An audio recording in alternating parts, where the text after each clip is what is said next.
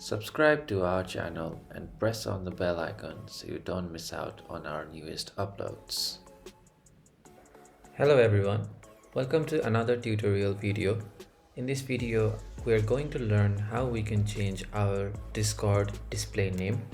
For this, you have to log on to discord.com/login. Then you type your credentials, your email and your password to log into your Discord account. After that, you go into user settings that's on the bottom panel, press on it. Then there is two names that you can change. Your username is something that you are searched within Discord, and your display name is the name that your profile is viewed as. So in this case, we are going to change our display name, and to do that, we press on the edit button on the side of display name. Press on save changes, and there your display name is now changed in the Discord account. In this way, we can change our Discord display name. If you found this video helpful, don't forget to give it a thumbs up, and we'll see you in the next one.